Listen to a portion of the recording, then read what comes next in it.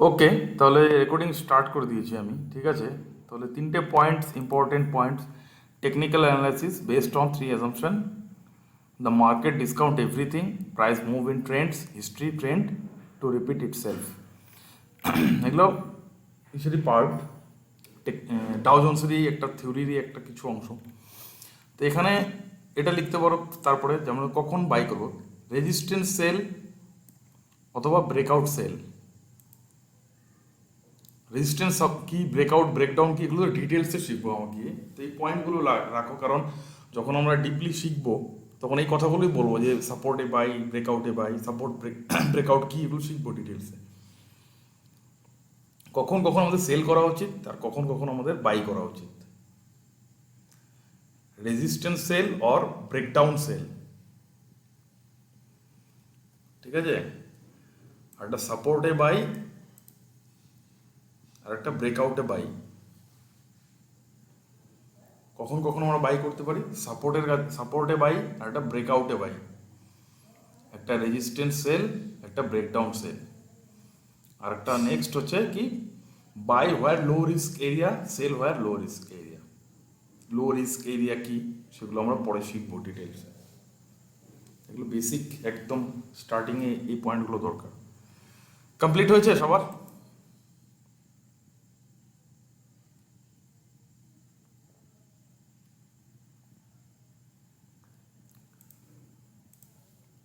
Complete, ওকে, very good.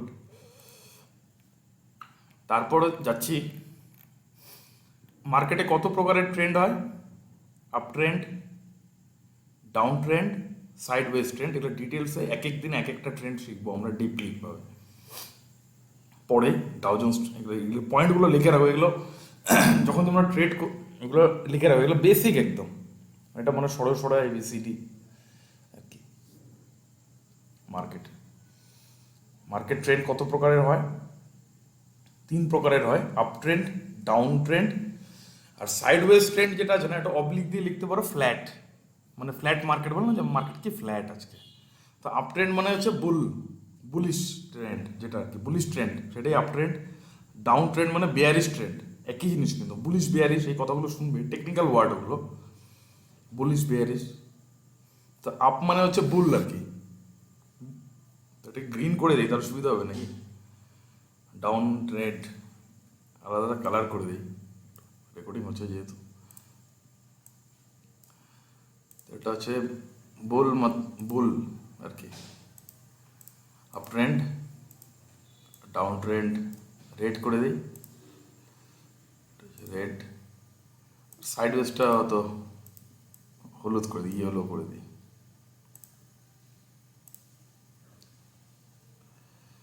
ব্ল্যাকই থাক। তো এই তিন প্রকারের ট্রেন্ড হয়। আর সব থেকে বড় ইম্পর্টেন্ট কথা, এই কথাটাই লিখে রাখবে: trend is your friend until bend. তো ট্রেন্ডই হচ্ছে আমাদের ফ্রেন্ড, আমরা ট্রেন্ডের সাথেই চলবো। মার্কেট আপ ট্রেন্ড আছে, তো আপ ট্রেন্ডের সাথে চলবো। তো আমরা ট্রেন্ডের এগেনস্টে যাব, তো ধোকা খেয়ে যাব। আপ ট্রেন্ড মানে বুলিশ ট্রেন্ড, মানে বাইং অপরচুনিটি। ডাউন ট্রেন্ড মানে সেল অপরচুনিটি। আর সাইডওয়েজ ট্রেন্ড, দ্যাটস মিন হচ্ছে এখানে বাই সেল কিছুই করা যাবে না, ওয়েট করতে হবে আমাদের, ব্রেকআউট, ব্রেকডাউন, এই সমস্ত জিনিসের এগুলো ডিটেলসে শিখবো। তো কমপ্লিট হয়ে গেছে সবার লেখা? ওকে,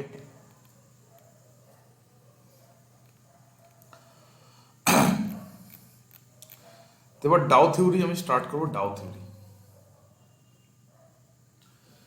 ডাও থিওরি কি এখানে লিখছি আমি, সেভাবে তোমরা লিখো। একটু বড় করে দিই না?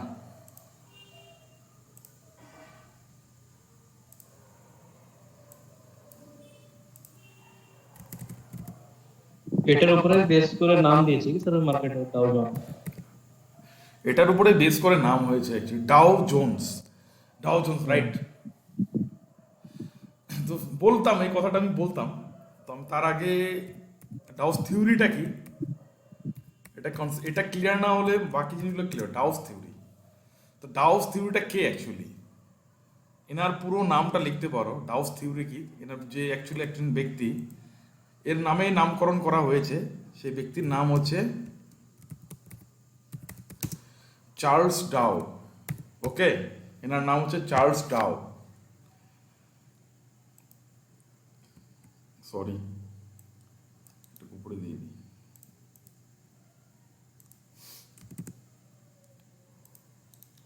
অ্যাকচুয়ালি ইনি হচ্ছে এনার নাম, এনাকে বলা হয়, আর একটা লিখে রাখতে পারো,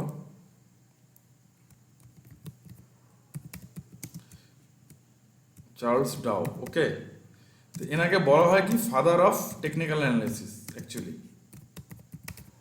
father of technical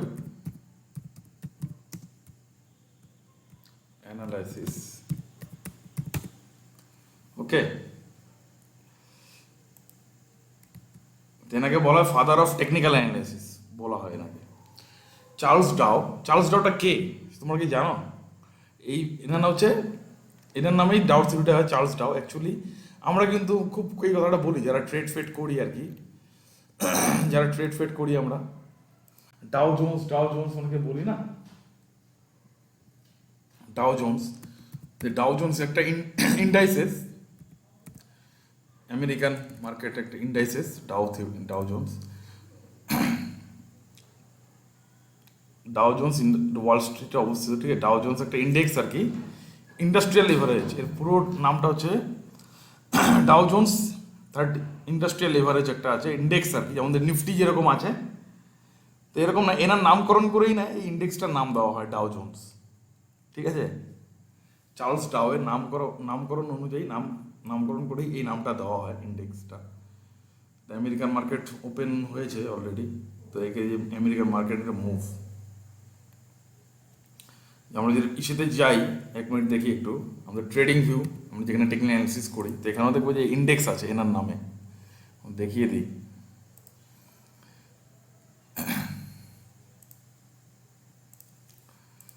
Dao Jones যদি যাও, দেখবো এনার নামে ইন্ডেক্সটার নামকরণ করা হয়েছে, দেখানোর জন্য দেখিয়ে দিচ্ছি আর কি।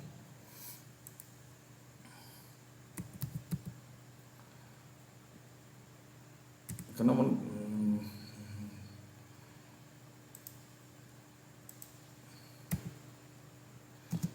এটা investing.com-এ দেখায়, ট্রেডিং ভিউ দেখাবে না,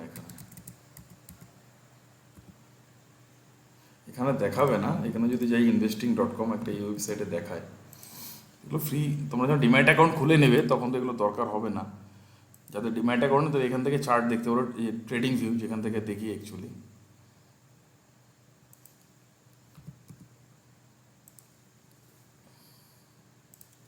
এখানেও চার্ট দেখা যায়, এখানে পুরো সারা ওয়ার্ল্ডের চার্ট দেখা যায়। তো আমরা ট্রেড করবো নিফটিতেই, ইন্ডিয়ান মার্কেটে, ন্যাশনাল স্টক এক্সচেঞ্জে বা বোম্বে স্টক এক্সচেঞ্জ, যেখানে ইনভেস্টমেন্ট হয়।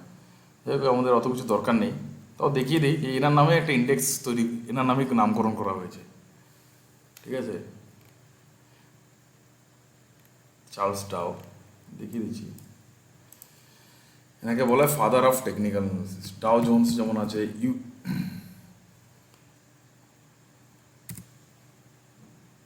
দেখো ডাও জোন্স ইন্ডাস্ট্রিয়াল লিভারেজ, তো আমাদের যেমন নিফটির ইন্ডেক্স আছে, এনার নামেও এরকম ইন্ডেক্স আছে, ঠিক আছে। নিফটি যেমন আছে national stock exchange, that's Nifty, আর ডাও জোন্স ওনার নামে নামকরণ করা হয়েছে এই ইন্ডেক্সটা, ঠিক আছে।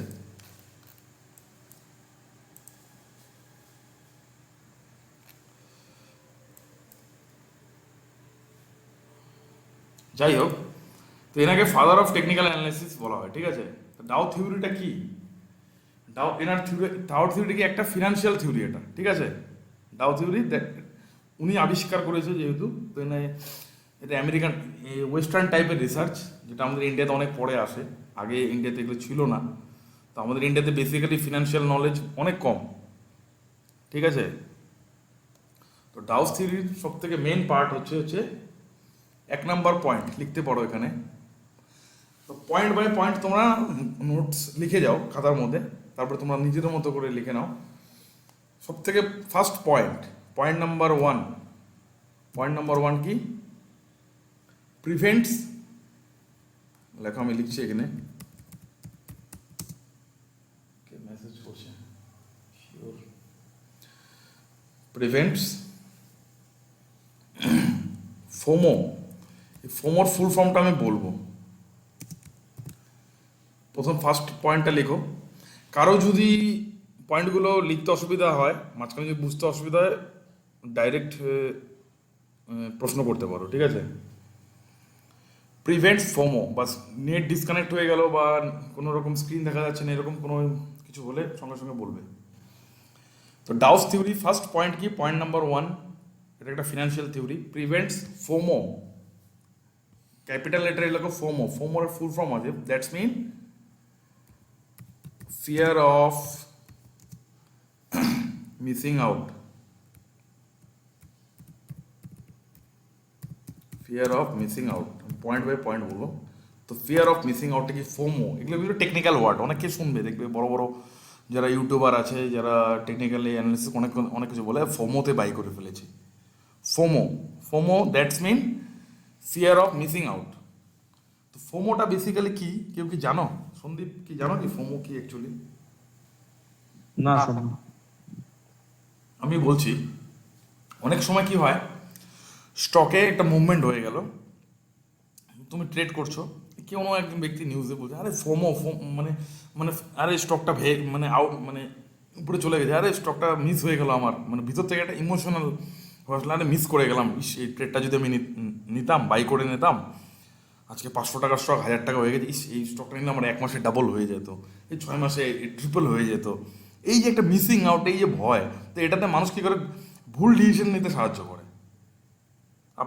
তুমি টেকনিক্যাল অ্যানালাইসিস করলে না, লোকের কথা বুদ্ধি শুনে নিয়ে নিলে, মিস করে গেলাম, এই এখন নিয়ে নিই, নাহলে মিস হয়ে যাবে, পরে তো আর পাবো না, হাতের বাইরে চলে যাবে, তুমি নিয়ে নিলে স্টকটা ধীরে ধীরে নিচে নেমে আসলো, কারণ তুমি টেকনিক্যালি অ্যানালাইসিস করোনি, তুমি ওটার পিছনে রিসার্চ করোনি, জানো না কিছু, তুমি লোকের কথা শুনে বুদ্ধি শুনে নিয়ে নিলে, ভিতরে একটা ইমোশনালি ভাবে।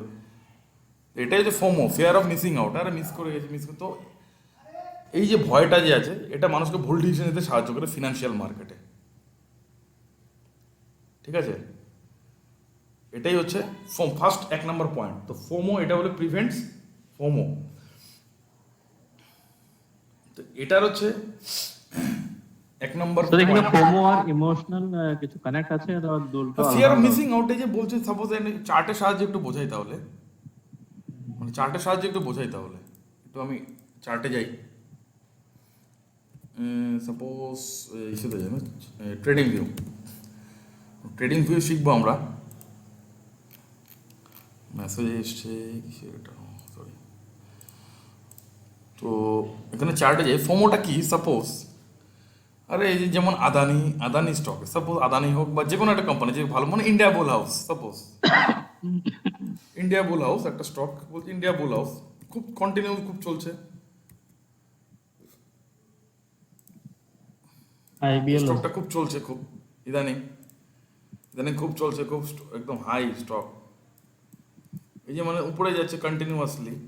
তো মোটামুটি যখন এখানে ছিল না, অনেকে যখন বলছিল না স্টকটা আরে মিস হয়ে গেছে, তুমি কি করলো, আরে ভাই মিস করে গেলাম, কন্টিনিউ কি এখানে চলছে কত এখন প্রাইস,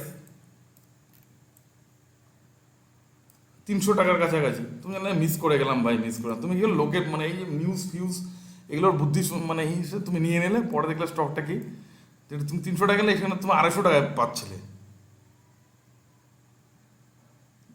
ঠিক আছে?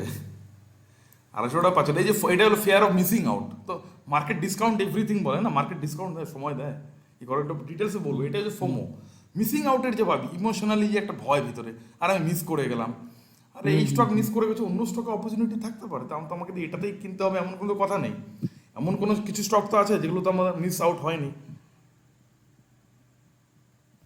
তো এটা হচ্ছে main point, first point Dow theory FOMO, এটাকে বলে ফিয়ার অফ মিসিং আউট, এই যে ভয়, এটা ইমোশনাল এক ধরনের কি, এটা হচ্ছে ইমোশনালি ভয়, যে ভিতর থেকে মিস হয়ে গেল আমাদের, ভাই মিস হয়ে গেল। তো মিস ভয় হয় না, মার্কেট ডিসকাউন্ট এভরিথিং পরে বলবে, পয়েন্টটা আসবে। তো এখানে কি হয়, এটা হচ্ছে 1 নম্বর পয়েন্ট। 2 নম্বর পয়েন্ট হচ্ছে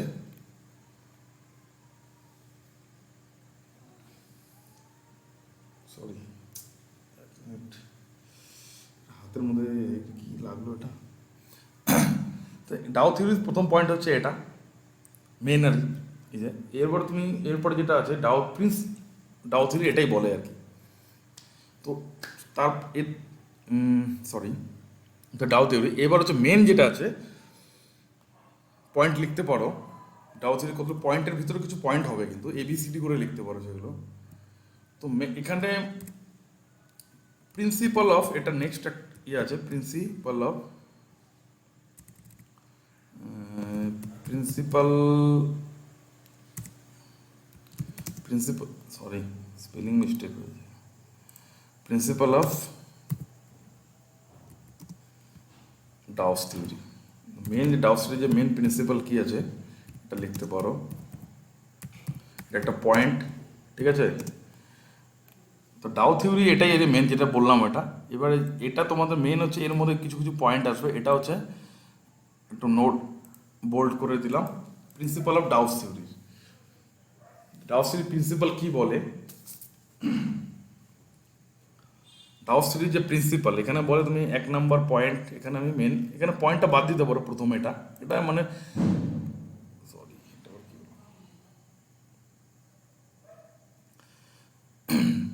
প্রিভেন্টস অফ ফোমো যেটা বললাম, এটা হচ্ছে ডাউস থিওরি মানে যেটা বলে আর কি আমাদের যে ডাউস থিওরির। আর প্রিন্সিপাল যেটা আছে ডাউস থিওরির principal of Dow's theory main যেটা পয়েন্ট আছে 6টা পয়েন্ট, সেই 6টা পয়েন্টে মেন, সেই 6টা পয়েন্ট কি সেটা তোমরা লিখতে পারো এখানে। আমি এখানে এক এক করে কি করছি, এখানে 1 নম্বর পয়েন্ট, এখানে লিখো প্রাইস, কিছু মুভ ইন ট্রেন্ডস, ঠিক আছে, যেটা কিছু না বলে মুভ ইন ট্রেন্ডস, এগুলো পার্ট বাই পার্ট আমি বলবো। তো লেখা হয়ে গেছে price move in trends, okay. তো ট্রেন্ডস আবার কত প্রকারের হয় আমরা জানি, ট্রেন্ডস মেন ট্রেন্ডস কত ট্রেন্ড যেটা আছে সেগুলো আমরা একটু লিখবো, তার সাথে একটু চার্ট দেখবো, ঠিক আছে। প্রথম দিনগুলো একটু বোরিং লাগবে আর কি টেকনিক্যালে একটু, এটা বেসিক জিনিস। তো principle of Dow theories main principle কি 6টা পয়েন্ট আছে, তার মধ্যে ফার্স্ট পয়েন্ট হচ্ছে price move in trends, okay. তো প্রাইস মুভ ইন ট্রেন্ডস এখানে, এরপরে এবিসিডি করে লিখতে পারো এখানে, এই পয়েন্টেরই একটা পয়েন্ট। ফার্স্ট কি হচ্ছে এখানে 1 নম্বর প্রাইমারি ট্রেন্ড, প্রাইমারি ট্রেন্ড, ওকে। তো প্রাইস কি করে আমি ডাউ থিওরির প্রিন্সিপাল আমরা যেটা জানি যে প্রাইস মুভ ইন ট্রেন্ডস, ওকে। তার মধ্যে কি হচ্ছে প্রাইমারি ট্রেন্ড, এখানে ব্র্যাকেটে লিখতে পারো মান্থলি চার্ট, মান্থলি চার্টে এটা আমরা এই ট্রেন্ডটা দেখা যায় অ্যাকচুয়ালি। মান্থলি চার্ট, আমরা যে চার্টে যাই মান্থলি দেখি না, ডেইলি ওয়াইজ থাকে, এখানে মান্থলি। তো প্রাইমারি ট্রেন্ড কি আছে, প্রাইমারি ট্রেন্ডে মান্থলি চার্টে আমরা প্রাইমারি ট্রেন্ড দেখতে পারি, ডেইলি চার্টে প্রাইমারি ট্রেন্ড দেখা যায় না, ঠিক আছে। কেন যায় না সেটা আমি বোঝাচ্ছি। তো প্রাইমারি ট্রেন্ডটা কি অ্যাকচুয়ালি এই ডেইলিতে আছে, যে কোনো একটা স্টকের কোম্পানির নাম নিয়ে নাও, নো প্রবলেম, যে কোনো একটা কোম্পানির নাম নিয়ে নাও। সাপোজ নিয়ে নিচ্ছি আমি রিলায়েন্স লিখছি, যেটা সবাই চেনে। তো এখানে দেখো এখানে চেঞ্জ করা যায় কিন্তু 1 ডে 1 উইক 1 মান্থ। তো অ্যাকচুয়ালি 1 মান্থকে সিলেক্ট করব। তো 1 মান্থে সব কিছু রিমুভ করে দিই একটু। তো 1 মান্থ ভিউয়ে সরিয়ে দিই, আপাতত দরকার নেই। তো 1 মান্থ ভিউয়ে মিনিমাম যদি 6টা ক্যান্ডেল, মিনিমাম 6টা ক্যান্ডেল লাগবে, আপ মুভ লাগবে। তো টোটালি এটা যদি দেখি মান্থলি ভিউয়ে, যদি ট্রেন্ডে আমরা দেখি, বেসিক্যালি এখন আমরা ট্রেন্ড অ্যানালাইসিস শিখিনি। তো নর্মালি এটা কী মনে হচ্ছে, ট্রেন্ডটা আপ ট্রেন্ড আছে। এটা যেমন কোভিড সিচুয়েশন ছিল, এটা কোভিড পিরিয়ড ছিল মার্চ মাসে, প্রত্যেকটা মান্থের ক্যান্ডেল এটা, ঠিক আছে, এক একটা ক্যান্ডেল প্রত্যেকটা মান্থকে রিপ্রেজেন্ট করছে। তো এটা হচ্ছে প্রাইমারি ট্রেন্ড, ওকে। এটা যে হচ্ছে প্রাইমারি ট্রেন্ড। তো এরকম মানে যদি আপ মুভ থাকে 6টা, 1 2 3 4 5 6 বেশি আছে, মিনিমাম 6টা এরকম যদি ক্যান্ডেল এরকম আপ মুভ থাকে, ট্রেন্ডের উপরে থাকে, তাহলে সেটাকে আপ ট্রেন্ড বলতে পারি। এবার যখন এটা নিচে চলে গিয়েছিলো, দেখো ডাউন ট্রেন্ডে চলে গিয়েছিলো, অন্য ট্রেন্ডে গিয়েছিলো, ও ডাউন ট্রেন্ড কখন বলবো সেটা পরে। তো এটা হচ্ছে একটা আপ মুভ। তো এটা মান্থলি চার্টেই হয়। তো আমরা সেটা লিখলাম কি, primary trend move in, price move in Trends. তো ট্রেন্ডস তার মধ্যে 1 নম্বর কি প্রাইমারি ট্রেন্ড, সেটা হলো মান্থলি চার্ট। পয়েন্ট বি এখানে লিখতে পারো সেকেন্ডারি ট্রেন্ড, ওকে। পয়েন্ট বি লিখতে পারো, সরি ACCOND, সেকেন্ডারি, আরে স্পেলিং মিস্টেক হয়ে যায় লিখতে গেলে, সেকেন্ডারি ট্রেন্ড, ওকে, সেকেন্ডারি ট্রেন্ড। তো তো সেখানে আমার উইকলি হতে পারে, ডেইলি হতে পারে, যেটা হলো এখানে বেসিক্যালি লিখতে পারো এটা হচ্ছে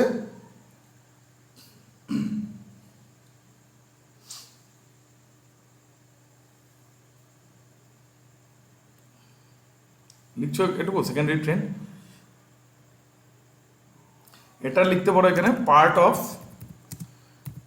of primary trend. Part of primary এখানে পুরো লিখলে জায়গায় হয়ে যাবে, এখানে প্রাইমারি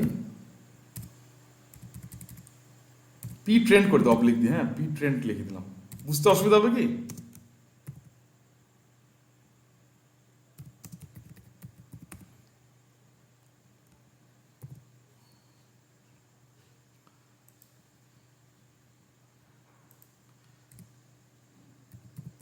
পুরোটাই লিখে দিই।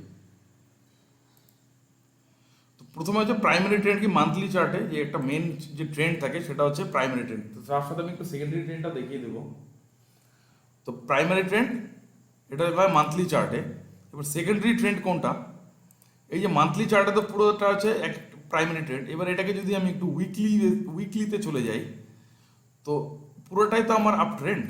এটা এটা ছিল আমার প্রাইমারি ট্রেন্ড, আমি জানি, তো সেটাই কনভার্ট হয়ে গেল ডেইলিতে। প্রথমে এটা কি ছিল, প্রথমে এটা কি ছিল, মান্থলিতে ছিল, তো মান্থলি বেসিসে ছিল। তো মান্থলি বেসিসে এটা একটা আপ ট্রেন্ড, আমি জানি এটা আমার আপ ট্রেন্ড মান্থলি বেসিসে। তো আপ ট্রেন্ড কেন বলছেন, আপ ট্রেন্ড ডাউন ট্রেন্ড আসেনি, সরি, এটা প্রাইমারি ট্রেন্ড। তো সেকেন্ডারি ট্রেন্ড কি, তো এটারই একটা পার্ট, এটাকে যদি আমি একটু উইকলি টাইম ফ্রেমে চলে যাই, একটু উইকলি টাইম ফ্রেমে যদি চলে যাই, কনভার্ট করলাম, তো একটু বড় করি, তো মাঝে মাঝে দেখো এটা পুরো আমার মেন ট্রেন্ড বা প্রাইমারি ট্রেন্ড, এটা আমার অ্যাকচুয়াল। তো মাঝখানে যে এই যে ছোট ছোট আপ মুভগুলো আছে না, ছোট ছোট এই আপ মুভগুলো আছে না মাঝখানে, তো এগুলো হচ্ছে secondary trend. Okay, is that clear? Secondary ট্রেন্ডটা কি, মানে এটারই পার্ট, প্রাইমারি ট্রেন্ডই পার্ট। কারণ আমি যদি এটা যদি মান্থলিতে চলে যাই না, এগুলো দেখা যাবে না সেভাবে, এটার কোনো ভ্যালু থাকবে না। মান্থলিতে গেলে এটা কোনো সেরকম ভ্যালুই থাকবে না, তো উইকলিতে এটার ভ্যালু আছে। তো বেসিক্যালি আমরা যখন অ্যানালাইসিস করি মানে ট্রেড যখন করি ট্রেডের জন্য, তখন কিন্তু আমরা সেকেন্ডারির যে ট্রেন্ড হয় না, এই সেকেন্ডারি ট্রেন্ডগুলোকেই কিন্তু অ্যানালাইসিস করি।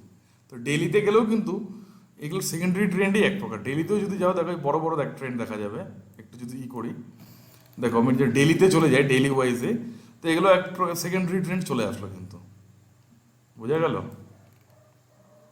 তো আমরা কিন্তু এগুলোতেই অ্যানালিসিস করি, বা নিফটি, ব্যাঙ্ক নিফটি, স্টকে এভাবে অ্যানালিসিস করি যে কোথায় যাবে। তো আমরা অ্যাকচুয়ালি ট্রেড যখন করি সেকেন্ডারি ট্রেন্ডেই করি।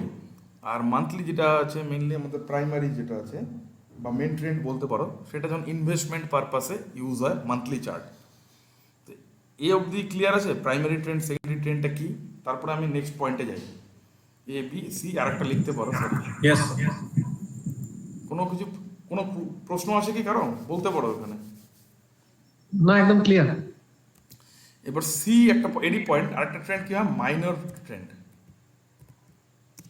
মানে বাচ্চা ট্রেন্ড আর কি, মাইনর ট্রেন্ড। তো মাইনর ট্রেন্ডটা কি হয়, এটাকে বেশি বেকার ইগনোর লিখে রাখবে, এগুলো ইগনোর করা উচিত। মাইনর ট্রেন্ডটা কি দেখাবো আমি, কেউ একটা মেসেজ করলো মনে হয় নাকি। তো মাইনর ট্রেন্ড লিখে রাখো, তো এখানে ব্র্যাকেট লিখে ইগনোর। মাইনর ট্রেন্ডটা কি, মাইনর ট্রেন্ড। এবার ডেলিটাকেও যদি ভাগ করো না, মানে এটার ইসের পার্ট আর কি, সরি এটা আসলে কোথা থেকে তো মানে আমরা প্রাইমারি ট্রেন্ড কোনটা গেল, প্রথমে আসলাম কি আমরা মান্থলিতে, এটা আমার প্রাইমারি ট্রেন্ড ছিল পুরোটা, এটা প্রাইমারি ট্রেন্ড। আপ ডাউনে পরে আসবো, এটা পুরো ট্রেন্ড আমার একটা প্রাইমারি ট্রেন্ড। এটা যদি আমি উইকলি বা ডেইলিতে ভাগ করি, উইকলি বা ডেইলি যেটাতেই ভাগ করি, তো সেখানে দেখা যায় সেকেন্ডারি ট্রেন্ড চলে আসলো, তো ওটারই একটা পার্ট, মানে এই ট্রেন্ডেরই একটা পার্ট আসলো। তো আমরা অ্যানালিসিস করি, তো এখন যদি আমরা ডেইলি ওয়াইজ বা ট্রেড ফেড করবো, তখন তো আমি এত বড় ট্রেন্ড নেবো না, তখন তো আমি ছোটো ছোটো এই ট্রেন্ডগুলোকে নেই। আমরা যেমন দেখি যে আমার গ্রুপে যে পোস্ট করি আমি, দেখো তো এরকম ছোটো ছোটো এরকম থাকে, বিভিন্ন রকম ট্রেন্ড অ্যানালাইসিস করি, ডাউন ট্রেন্ড ফাউন ট্রেন্ড পড়ে। তো এগুলো কি এক প্রকার সেকেন্ডারি ট্রেন্ড। ওকে, তো ওটা প্রাইমারি ট্রেন্ডেরই একটা পার্ট। এবার হচ্ছে মাইনর ট্রেন্ড কি, এবার দেখো যে সেকেন্ডারি ট্রেন্ডগুলো যে আছে না, মনে করো এটা হলো সেকেন্ডারি ট্রেন্ড, তো এগুলো এর মাঝখানে মাঝখানে যে ছোট ছোট কিছু দেখো, এটা মনে করো সেকেন্ডারি ট্রেন্ড, প্রাইমারি ট্রেন্ডেরই পুরো ট্রেন্ডটা তো আমার এটা যদি আলাদা কালার করে দিই একটু, আমার এটা হচ্ছে মেইন ট্রেন্ড বা প্রাইমারি ট্রেন্ড, এর মাঝখানে মাঝখানে এটা সেকেন্ডারি ট্রেন্ড আছে। এগুলো কি আমরা যখন আমরা ট্রেড করবো, লিখে রাখো, যখন ট্রেড করবো তখন সেকেন্ডারি ট্রেন্ডিং আমাদের প্রয়োজন হয়, আর যখন ইনভেস্টমেন্ট করবো তখন এই মান্থলি চার্ট যেটা আর কি। তা আমরা যখন ফান্ডামেন্টাল ক্লাস করছিলাম তখন মান্থলি চার্টে দেখাচ্ছিলাম, কেন এটা ইনভেস্টমেন্ট পারপাসে ওটা লাগে। তো এটা ডাউস থিওরি বলে আমাদের। তো এবার হচ্ছে এর মাঝখানে মাঝখানে দেখো, প্রাইমারি ট্রেন্ডের মাঝখানে মাঝখানে যে এই যে ছোট ছোট ট্রেন্ডগুলো আছে না, এটাকে একটু ব্লু কালার করে দিই, এই ছোটো ছোটো মালগুলো যে আছে, এই যে প্রাইমারি ট্রেন্ডগুলো যে আছে, ট্রেন্ড মাঝখানে মানে এই যে ছোটো ছোটো আর কি, মাঝখানে ছোটো ছোটো মুভগুলো হয় না, সেটা ডাউন ট্রেন্ড হতে পারে, আপ ট্রেন্ড যেটাই হতে পারে। এই যে প্রাইমারি ট্রেন্ডের মাঝখানে মাঝখানে যে ছোটো ছোটো, এগুলোকে বলে মাইনর ট্রেন্ড, মানে শিশু আর কি, বাচ্চা আর কি, যাই হোক। তো এগুলোকে ইগনোর করবো আমরা, এগুলো প্রয়োজন হয় না। এগুলো কি কিসের জন্য আসে, কোনো একটা মার্কেটে নিউজ এসে গেল, কিছু সময়ের জন্য কেউ প্রফিট বুকিং হয় যখন ফ্রাইডে সেশনে বা প্রফিট বুকিং যখন হয় আর কি, যারা হয়তো এখানে ট্রেড নিয়েছে তারা তো প্রফিট তো বুকিং করবে একটা সময় এখানে, তো তখন এইরকম সিচুয়েশন আসে। তো এগুলো হচ্ছে মাইনর ট্রেন্ড তৈরি করে, তো এগুলোকে ইগনোর করবো আমরা, ঠিক আছে। মানে ইনভেস্টমেন্টে এগুলো দরকার হয় না, এগুলোকে বলে এগুলো, এই জন্য এই ট্রেন্ডটা আমাদের, এই ট্রেন্ড দিয়ে আমরা কিছু বুঝতে পারবো আমাদের, আমরা যখন ট্রেড নেবো তখন আমাদের প্রাইমারি সেকেন্ডারি ট্রেন্ডই কাজে লাগবে, বা ইনভেস্টমেন্ট করবো তখন আমাদের প্রাইমারি ট্রেন্ড যেটা মেন ট্রেন্ড আছে এটাই কাজে লাগবে, ঠিক আছে। এটুকু ক্লিয়ার আছে, তাহলে নেক্সট পয়েন্টে যাবো। তো এটা হচ্ছে আমাদের ডাউস যে প্রিন্সিপাল আছে, principal of Dow theory, first পয়েন্টের প্রথম পয়েন্টের 1 নাম্বার হচ্ছে প্রাইস মুভিং ট্রেন্ডস, একটা কি primary trend monthly chart, secondary trend এটা কি পার্ট অফ কি হচ্ছে প্রাইমারি ট্রেন্ড, তো এটা হচ্ছে ডেইলি বা উইকলি হতে পারে, ব্র্যাকেটে লিখতে পারো। আর হচ্ছে মাইনর ট্রেন্ড, এটা হচ্ছে কিছু সময়ের জন্য যে দেখা যায় সেকেন্ডারি ট্রেন্ডের মাঝখানে যে ছোটো ছোটো ট্রেন্ডগুলো থাকে এটারই পার্ট, এখানে লিখতে পারো ব্র্যাকেটে পার্ট অফ, এখানে লিখতে পারো যে part of secondary trend, secondary trend, না স্যার আমরা ইগনোর করবো এটা।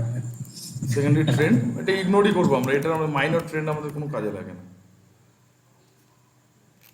ঠিক আছে।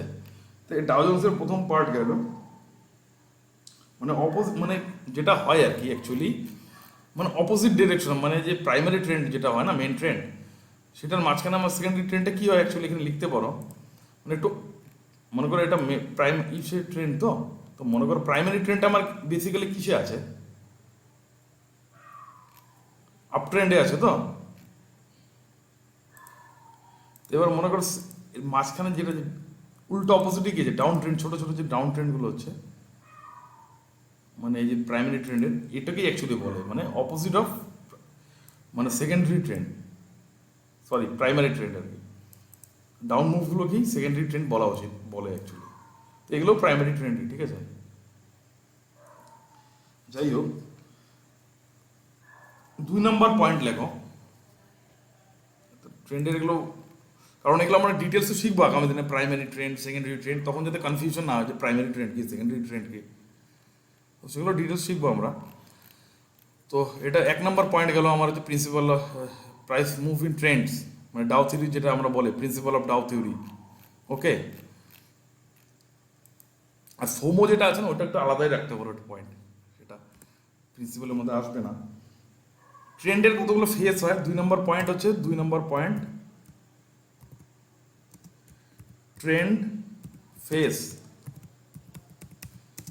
এর কতগুলো ফেস হয়, ট্রেন্ডের ফেস কি হয়, 1 নম্বর পয়েন্ট এ দিয়ে লেখো, 1 নম্বর ফেস কি হয়,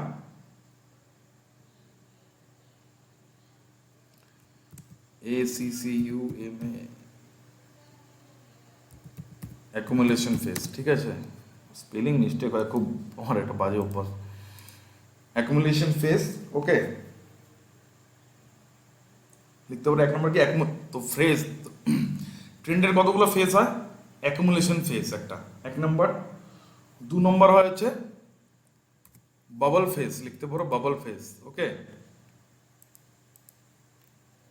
একটু ছোট করে দিই, actually বেশি বড় হয়ে গেছে না, এই জন্য আর কি।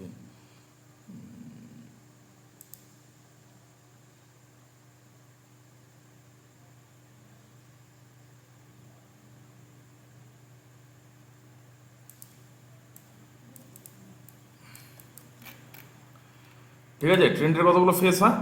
ট্রেন্ডের ফেজ একটা হচ্ছে অ্যাকুমুলেশন, 2 নম্বর হচ্ছে লেখো বাবল, BUBBOL, বাবল। ভুল হলো নাকি? ওকে, বাবল ফেজ। ওকে, তো ট্রেন্ডের কতগুলো ফেজ হয়? 2টো ফেজ, একটা অ্যাকুমুলেশন ফেজ, একটা বাবল ফেজ। তো অ্যাকুমুলেশন ফেজ কোনটা অ্যাকচুয়ালি, বলো দেখি?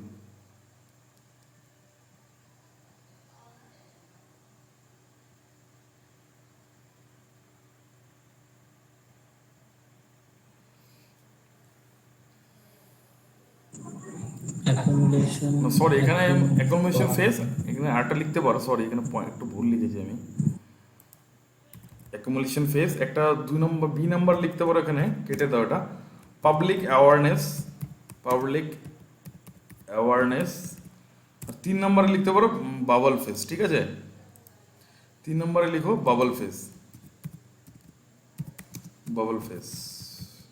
ওকে, তো অ্যাকুমুলেশন ফেজটা কি আমি একটা বলি, এটা একটু চার্টে যাই ডিসক্রাইব করার জন্য।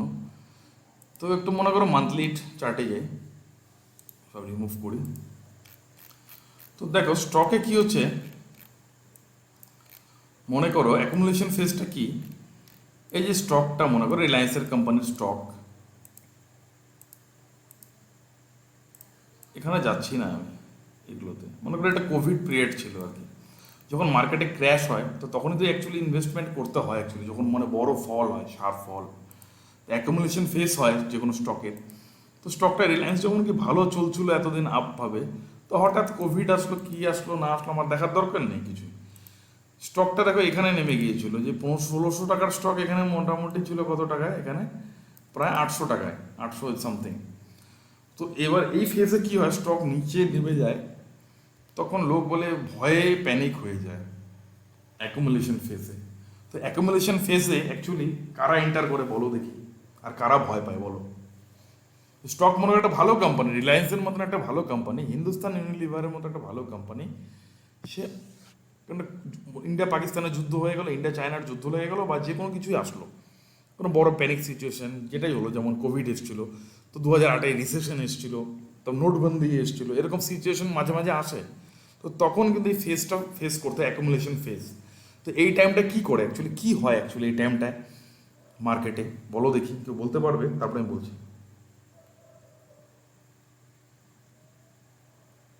কোনো মুভমেন্ট থাকে না। ওটা না, মনে করো তোমার ফিনান্সিয়াল নলেজ নেই, টেকনিক্যাল এগুলো কিছু জানতে না, ফান্ডামেন্টাল কিছু জানতে না, স্টক গিরে যাচ্ছে, তুমি তো ধর তুমি কিনলে না। যারা smart trader, smart investor, sorry এখানে স্মার্ট ইনভেস্টর এন্টার করে, যারা রাকেশ ঝুনঝুনওয়ালার মতো লোক, সে তারা তখন এই জায়গাটা কী করে, তারা কোম্পানির ফান্ডামেন্টাল রিসার্চ, যারা ফান্ডামেন্টাল দেখলাম, যারা আমরা 2 দিন ক্লাস করলাম কেন ফান্ডামেন্টাল ইম্পর্টেন্ট, তো যারা জানে রিলায়েন্স কোম্পানি ফান্ডামেন্টাল স্ট্রং, সব কিছু স্ট্রং, জিরো হতে পারে না এই কোম্পানি, কখনোই জিরো হবে না, ইন্ডেক্সও কখনো জিরো হয় না। তো ইন্ডেক্স যখন, ইন্ডেক্সও নিচে নেমে যায়, তখন কিন্তু ওই শেখাবো, পরে শেখাবো নিফটি 20, ব্যাঙ্ক নিফটি 20 বলে হয় বেঞ্চ মার্ক যেটা, তো ওগুলোতে ট্রেড করতে হয় না, ওগুলো ইনভেস্টমেন্ট করতে হয় মার্কেট ফলে। যখনই মনে করো নিফটি 500 পয়েন্ট ফল হলো, ওগুলো কিনতে হয়, তো ওটা এক প্রকার ইনভেস্টমেন্ট। তো এবার কখনো জিরো হয় না, কারণ ইন্ডেক্স যদি জিরো হয়ে যায় তো ইকোনমি, দেশের ইকোনমি কোনোদিনও জিরো হবে না, ওগুলো ইকোনমির উপর নির্ভর করে, অনেক কিছুর উপর নির্ভর করে। তো ফান্ডামেন্টালটা কি, ফান্ডামেন্টালটা কি কী করে, ফান্ডামেন্টাল অ্যাকচুয়ালি আমার, যদি ফান্ডামেন্টাল জানি না আমি, আমাকে দেশের ইকোনমি কোথায় যাচ্ছে, কি হচ্ছে, কি আসছে, কোভিড আসছে না কি আসছে, আমার কিচ্ছু দরকার নেই। ফান্ডামেন্টাল তার সাথে টেকনিক্যালও একটু দরকার, ইনভেস্টমেন্টের জন্য বলছে এটা। তো তারা স্মার্ট ট্রেডার কী করে, অ্যাকুমুলেশন পিরিয়ড হয়। এবার কী হয়, এটাকে দেখো এই টাইমে দেখো কী হয়েছে, স্টকটা ধীরে ধীরে নিচে নামছে, নিচে নামছে, নিচে নামছে। তো এই টাইমে কী হয়, স্মার্ট ট্রেডাররা না ইনভেস্টমেন্ট করবে এখানে অ্যাকুমুলেশন পিরিয়ডে। এবার তুমি কি করবে, দুই নম্বর পয়েন্ট কি বলেছি, পাবলিক অ্যাওয়ারনেস। ট্রেন্ড ফেসের এক সব থেকে আর কি পাবলিক অ্যাওয়ারনেস কি, এবার হচ্ছে স্টকটা যখন নেক্সট মান্থে একটু উপরে গেল, মানে যখন 800 টাকায় ছিল তখন তুমি কিনলে না 850 টাকায়, 1400 টাকায় গেল, তখন একটু পাবলিকের মধ্যে অ্যাওয়ারনেস হলো, তখন কেউ কিনলো, একটু। তারপরে আসে কি বাবল ফেজ। সেখানে কী হয়, মিডিয়া ফিডিয়াতে নানা রকম, আরে রিলায়েন্স তখন কি চলে গেল কি, স্টকটা যখন এখানে চলে গেল মিডিয়াতে ফ্ল্যাশ হয়ে গেল, বাস, আরে ভাই এই বাস, তখন চলে গেলো 2300 টাকা, তখন মিডিয়াতে চলে গেলো বাবল ফেজ। আর এই হচ্ছে এটাকে রেজাল্ট ভালো দেখাচ্ছে, এটা 5000-এ চলে যাবে, আরে 5000-এ যাবে ভাই, আমরা ফান্ডামেন্টালও দেখেছি, কিন্তু একটা টাইম আছে। পরে তুমি কিনলে এই টাইমটায়, এখানে রিটেল ফেসে যায়, রিটেল ট্রেডার মানে আমাদের মতো আমরা যারা রিটেল ট্রেডার এখানে করি, পরে স্টকটা কী হয়, ধীরে ধীরে কনসলিডেশন করে। পরের পয়েন্টে আসবো পরে এগুলো। তো এখানে স্টকটা দেখবে কি কোনো নিচেও যায় না উপরেও যায় না, এখানে এটা বলতে কনসলিডেশন মোড। এখানে স্টক কি করে একটা সাইডওয়েজ মুভমেন্ট একটা তৈরি করে, মানে স্টক আছে কি করে এখানে একটা জোন তৈরি করে না, মানে এখানে কি করছে, স্টক উপরেও যাচ্ছে না সেরকম নিচেও যাচ্ছে না, হুট করে দুম করে কি হয়। তো এখানে যদি ট্রেডের ক্ষেত্রে এটা বেশি এই জিনিসটা আসে, কনসলিডেশনটা। এখানে কেউ বুম করে যদি উপরে যায় তখন স্টক উপরে চলে যায়। তো এটা ট্রেডের ক্ষেত্রে প্রযোজ্য, যখন ট্রেড করি এই পিরিয়ডটা যেন কনসলিডেশন পিরিয়ড আসে, তো তখন নিচের দিকে গেলে আমরা তখন সেল করি, তখন বড় ই হয়। তো এটা যখন ট্রেডের জন্য আসবো পয়েন্টে, বাকি ডাউ থিওরিতে তখন। তো লোকে এই টাইমে করে তুমি অধৈর্য হয়ে গেছো ইনভেস্ট করে, তুমি তখন কেনো নি। তো এই জন্য কারণ ফান্ডামেন্টাল যখন এরকমই হয়, অ্যাকুমুলেশন হয় কোনো, তো তখন কি হয় যে তখন ফান্ডামেন্টালের আধারে ভালো ভালো কোম্পানিতে ইনভেস্টমেন্ট করতে হয়। তো রিলায়েন্স কোম্পানি তখন 800 টাকায় যদি তুমি কিনতে, আজকে 2000 টাকায় ছিল, প্রায় 3 গুণ, প্রায় অলমোস্ট 3 গুণ রিটার্ন। তো লোকে পরে বাই করে, যে বাবলস টাইমে বাই করেছে, তারপরে কি হয় এখানে 1 মাস 2 মাস 3 4 5 6 7 8 9 মাস ধরে স্টক একই জায়গায় আছে। তো লোক অধৈর্য হয়ে তো রিলায়েন্স ম্যাডাম পরে মুভ দেয়। স্যার একটু নেটওয়ার্কটা আমার চলে গেছিল, ইয়ে পাবলিক অ্যাওয়ারনেসটা কি বললেন আপনি? পাবলিক অ্যাওয়ারনেস যেটা আছে, পাবলিক অ্যাওয়ারনেস মানে বাবল ফেস, ঠিক আছে। তো বাবল ফেসটা কি লিখেছো, বাবল ফেস 3টা ফেস হয় আর কি। ফেস তো লেখা আছে না, আপনি ডেসক্রাইব করছিলেন না, তো পাবলিক অ্যাওয়ারনেসটা কি ওটা শুনতে হবে? পাবলিক অ্যাওয়ারনেসটা কি, অ্যাকচুয়ালি যখন মার্কেট এখানে ছিল, মার্কেট ভালো, রিলায়েন্স কোম্পানি ভালো, এবার হচ্ছে কি অ্যাকুমুলেশন হচ্ছে কি, স্টক পড়ে যাচ্ছে, হ্যাঁ স্টক পড়ে যাচ্ছে। এবার তুমি যদি ফান্ডামেন্টাল যদি জানো, ফান্ডামেন্টাল যদি রিসার্চ করে থাকো যে কোম্পানি ভালো, কোম্পানি যে কোম্পানি জিরো হবে না কখনো, তো তুমি তখন কিন্তু এই টাইমে স্মার্ট ট্রেডাররা বাই করবে, কিন্তু ফান্ডামেন্টাল রিসার্চের আধারে তারা বাই করবে। কিন্তু আমরা বাই করব না, আমরা ভাই আরে 800 টাকায় যে যদি 500 টাকায় আসে, তা আমরা যদি 500 টাকায় ভাই একটু নাও আসতে পারে ভাই, এত রিলায়েন্সের মতো একটা কোম্পানি যেটা একসময় 2017 সালে 600 টাকায় ছিল, তো সেটা আজকে 2020-তে বছর 500 টাকায় কীভাবে পাবো? কারণ আমি একটা বন্ধুকে সাজেস্ট করেছিলাম যে ভাই রিলায়েন্স যখন রিলায়েন্স স্টক 1000 টাকার নিচে চলে গেছিলো না, হ্যালো, হ্যাঁ স্যার। হ্যাঁ মাইকটা একটু মিউট করতো, যখন রিলায়েন্স কোম্পানি 1000 টাকার নিচে চলছিল না, 900 টাকার কাছাকাছি, আমি আমার বন্ধুদের বলেছি ভাই রিলায়েন্স কোম্পানি বাই করে নি, ইনভেস্টমেন্ট করে নি। ওরা কেউ করেনি ভাই, 500 টাকা আসবে তখন কিনবো, ও তো রিসার্চ করেনি ফান্ডামেন্টাল। পরে যখন স্টক না 2000 টাকায় গেছে না, ভাই এখন নেওয়া যাবে না। আমি এখন আর নিয়ে কী করবো, তখন নিলি না, ভেবেছি 500 টাকায় আসবে। আরে ভাই তো কী বলবো, এই ক্ষেত্রে তো বোঝা যাচ্ছে যে স্মার্ট ট্রেডাররা কিন্তু 500 টাকা আসার জন্য ওয়েট করেনি। তো ওরা যখন ফান্ডামেন্টাল রিসার্চের আধারে, যেটা বুক ভ্যালু যেগুলো দেখেছি, বুক প্রাইস টু বুক ভ্যালু, এগুলো ফান্ডামেন্টাল রিসার্চ এক ধরনের, তো তারা বাই করেনি।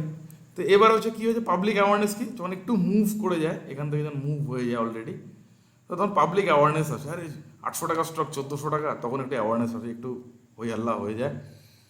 তারপর স্টক যখন 2300-2400 এই লেভেলে চলে যায়, মোটামুটি একটা বড় লেভেলে, তখন বাবল ফেস ক্রিয়েট হয়, বাবল ক্রিয়েট হয় মার্কেটে, নিউজে, মিডিয়া, সব জায়গায়। তখন বাই করে, রিটেল ট্রেডার আছে তখন বাই করে, 800 টাকায় বাই করেনি, তখন বাই করবে, তখন বাই করে ফেসে যায়। এই টাইমে বাই করে দেখো কী হয়েছে, অধৈর্য হয়ে চলে যাবে। তা আমি এখন যে রিলায়েন্স যদি এখন বাই করতে যাই, basically Dow theory, as per Dow theory, তো ওয়েট করবো রিলায়েন্স, কারণ কি এখন যদি করে আমার সময়টা নষ্ট হবে, স্টকটাও এখানে কী করছে, কনসলিডেশন করছে, কনসলিডেশনে আসবো পরে।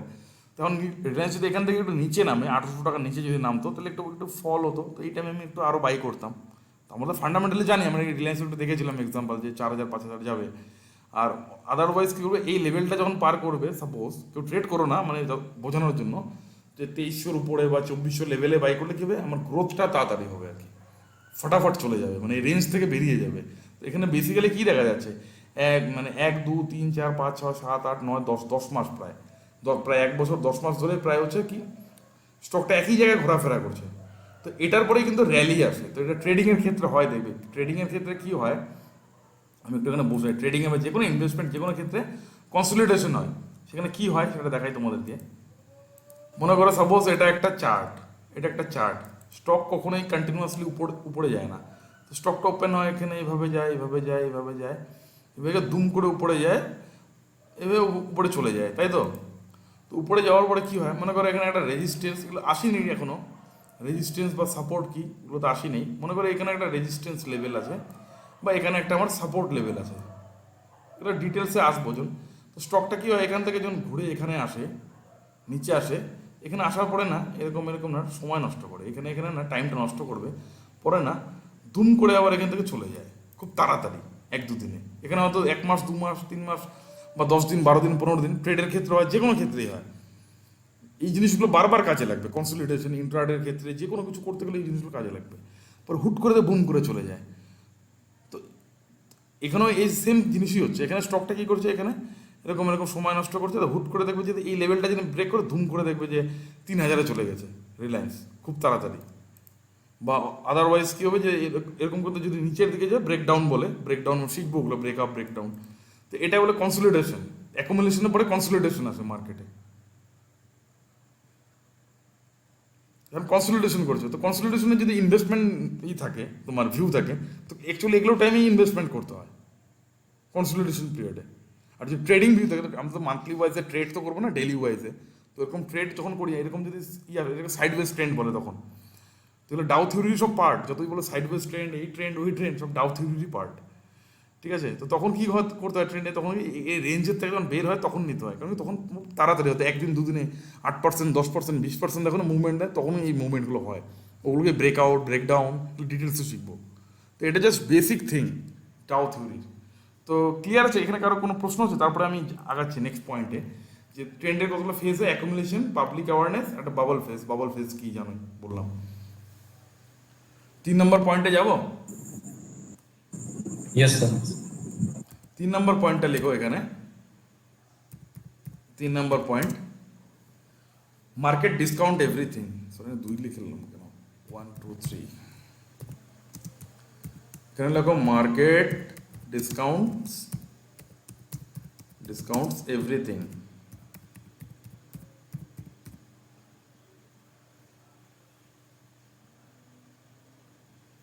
মানে এটার মানে হচ্ছে, তুমি যদি actually technical analysis, fundamental analysis এগুলো যদি জানো, মনে করো প্রাইস নিচে চলে আসছে, তোমার ভয়ের কিছু নেই, তোমার ইকোনমি কোথায় যাচ্ছে দেখার দরকার নেই, বাজারে কি নিউজ চলছে দেখার দরকার নেই, আমার চার্ট যেটা আছে, আমার চার্ট বলে দেবে যে ভাই কি হতে চলেছে। যেমন কি আমি কিছুদিন আগে, মানে আগের ক্লাসটায়, মানে গতকালকে আমার প্রথম ব্যাচটা ছিল, বলছিল যে দাদা নিফটি কি কোথায় বাই করবো, আমি ওয়েট করো, মার্কেট ডিসকাউন্ট এভরিথিং। তো নিফটির আমার ভিউ ছিল যে ভাই নিফটি তো আজকে এটা হয়েছে, তো এরকম লেভেল ছিল, তো এরকম একটা গ্রিন ক্যান্ডেল ছিল, আমাকে বলছে দাদা বাই করবো, রিলায়েন্স বাই করা যায়। আমি ওয়েট মার্কেট ডিসকাউন্ট এভরিথিং, তুমি কেন বাই করবো। এবারে যদি আমি এখানে আমার একটা রেজিস্ট্যান্স লেভেল ছিল, তাহলে পরে শিখবো ডিটেলসে, যারা একটু টেকনিক্যাল অ্যানালিসিস জানো তারা জানবে রেজিস্ট্যান্স কী, এগুলো তো ডিটেলসে শিখবো। তো এরকম লেভেলে ছিল, আমি 15,430, আমি 50 রাউন্ড ফিগারে নিতে পারি, আমি তো ডেলি ওয়াইজে আছে, ইন্ট্রাডে ট্রেড না পজিশনের ক্ষেত্রে। তাই আমি বললাম ভাই এই লেভেলের কাছাকাছি আসলে বাই করা যেতে পারে। তো মার্কেট কিন্তু আজকের কাছাকাছি এসছে কিন্তু।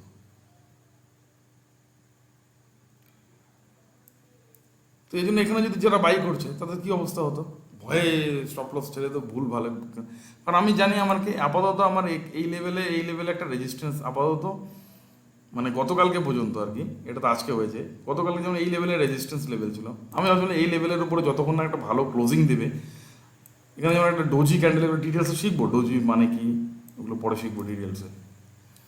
তো ও আমাকে এইটাই হচ্ছে মার্কেট ডিসকাউন্ট এভরিথিং, আমাকে বলছিল দাদা বাই করো, আমি বললাম, না তো এখন তখন এখানে বাই করা উচিত ছিল, ও করেনি।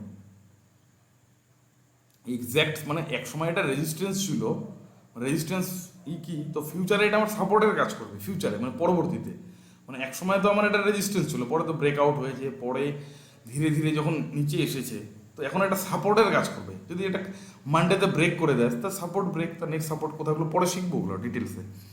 তো তখন আমাকে বলছে দাদা এটা বাই করো, আমি নিফটি এখন বাই করো না, সাপোর্টের কাছে আসতে দাও, কারণ এটা রেজিস্ট্যান্স ফেস করছে, সাপোর্টের কাছে আসবে, তারপর মার্কেট কন্টিনিউ উপরে যাবে না, নিচে আসবে, একটু সাপোর্ট নেবে, মানে সাপোর্টে কি হয়, সাপোর্ট লেভেলে বায়ার একটু পাওয়ার দেখায়, বায়ার একটু পাওয়ারে থাকে, আর রেজিস্ট্যান্সে সেলার পাওয়ারে থাকে, এই জন্য রেজিস্ট্যান্স ব্রেকআউট যখন হয়ে যায় তখন কি বায়ার ওটাকে প্রেশার দিয়ে মানে উপরে নিয়ে যায়, আর সাপোর্ট যখন ব্রেক করে সেলার উপর থেকে মানে ব্রেক মানে মানে বেয়ার আর কি, ভাল্লুক যে তাকে নিজে প্রেশার দেওয়ার চেষ্টা করে। তো সাপোর্টে এখানে কি বায়ারে এক হেভি ছিল, মানে বুল হেভি ছিল, এই জন্য তো এখানে দেখো সাপোর্ট নিয়েছিল, বুল এটাকে কি করেছে উপরে নিয়ে গেছে।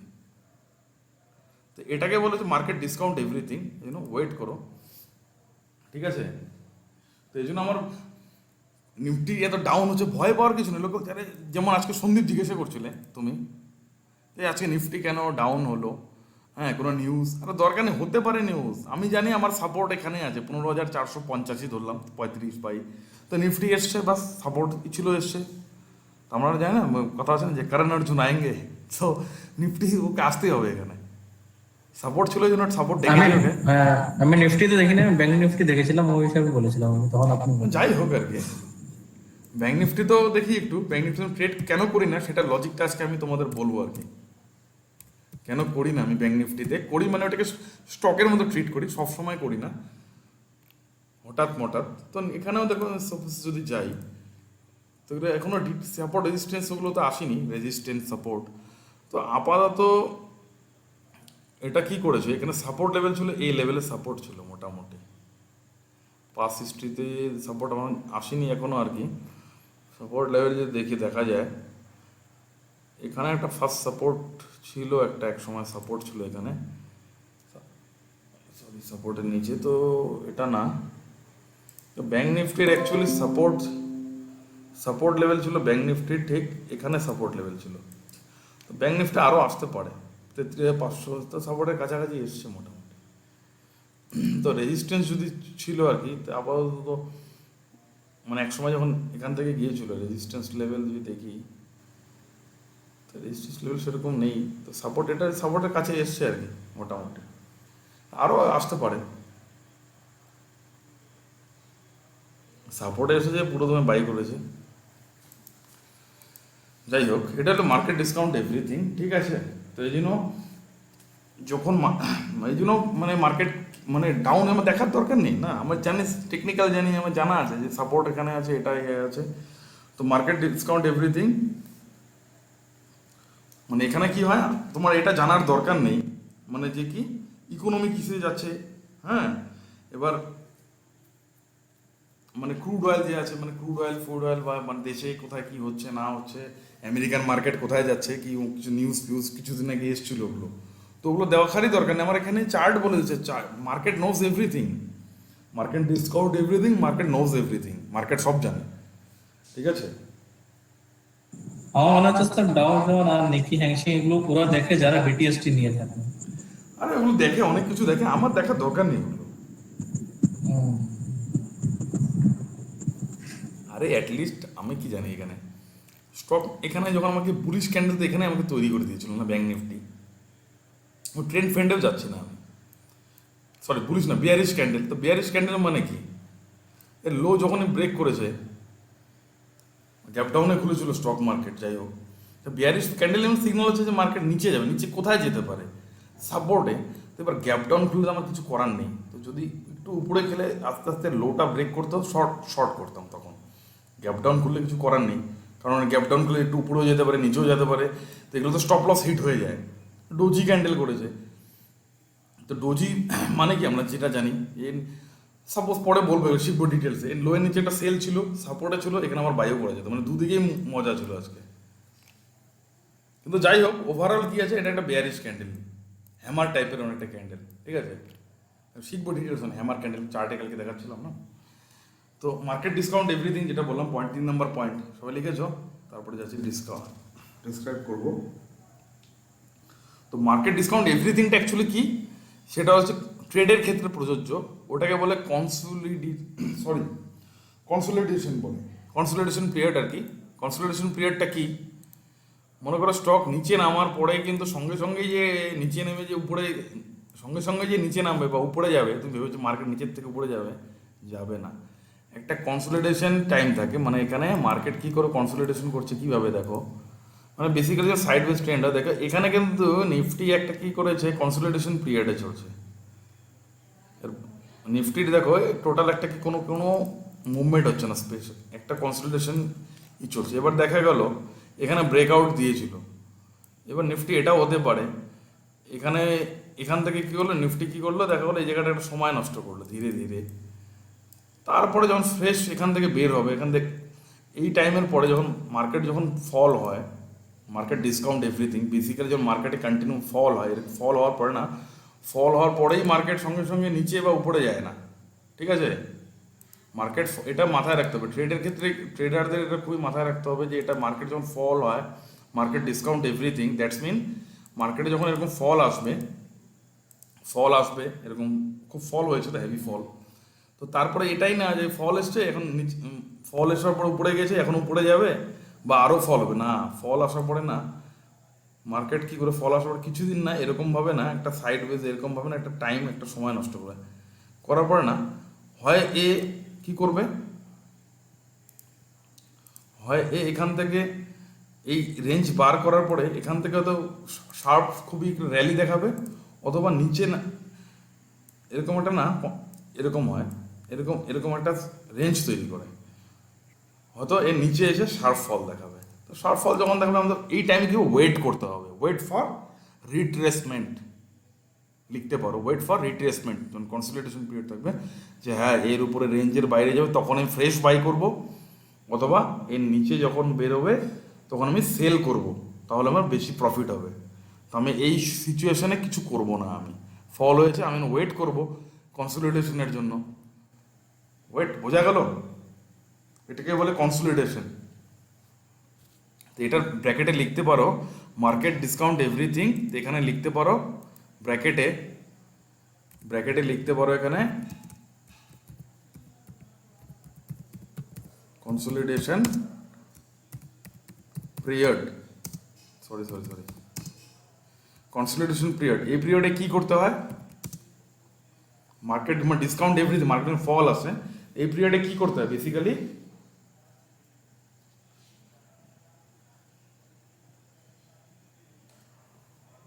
Wait for retracement, wait for retracement. আমি একটা কথা বলি, ডোন্ট হারি টু বাই বলে থাকি না। যখন উপরে যায় কমে, মার্কেট যখন উপরে যাবে নিচে ধীরে ধীরে আসবে, তখন একটা কনসোলিডেশন পিরিয়ড চলবে, তখন ওয়েট করতে হবে যে একটা মার্কেটে সঠিক ডিরেকশনের জন্য আমাকে ওয়েট করতে হবে, যে হয় সেই ডিরেকশনটা উপরের দিকে আপ মুভ হতে পারে, ডাউন মুভ হতে পারে, যে কোনো দিকেই মুভ হতে পারে, ঠিক আছে। তো এখানে কারো প্রশ্ন আছে কি এটুকু জায়গায়, তারপরে একটু তাহলে আগাই, একটু এগোই নাকি। Yes sir. তো আমাদের মোটামুটি 3টে পয়েন্ট, বারবার 2 হয়ে যাচ্ছে কেন এটা বুঝছি না আমি, 3 লিখছি তো 2 হয়ে যাচ্ছে, তোমরা এটা 3 লেখো, হ্যাঁ তোমরা আবার 2 লেখো না, এখানে 3ই লিখছিলাম বারবার 2 হয়ে যাচ্ছে। এটা 3 নম্বর পয়েন্ট ডাউ জোন্সে। তো market discount everything, consolidation period, wait for retracement, okay.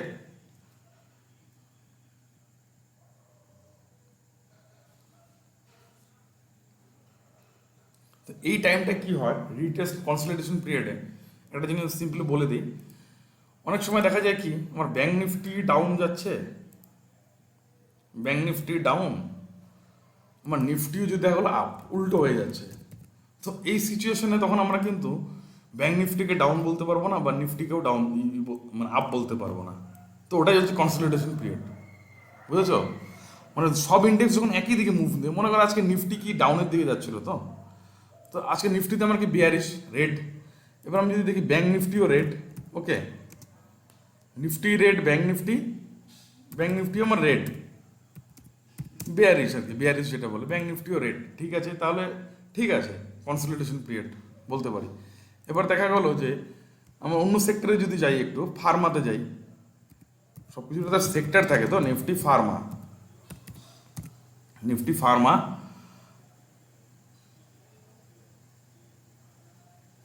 Index দেখাচ্ছে না কেন এখানে, দেখি নিফটি ফার্মাতেও দেখাচ্ছে বিয়ারিশ, তো সব কিছুই বিয়ারিশ আছে, তার মানে হ্যাঁ কনসলিডেশন পিরিয়ড। তো অ্যাকচুয়ালি ব্যাঙ্ক নিফটিতে কেন বাই করেন, এখানে আমার পয়েন্ট একটা আছে।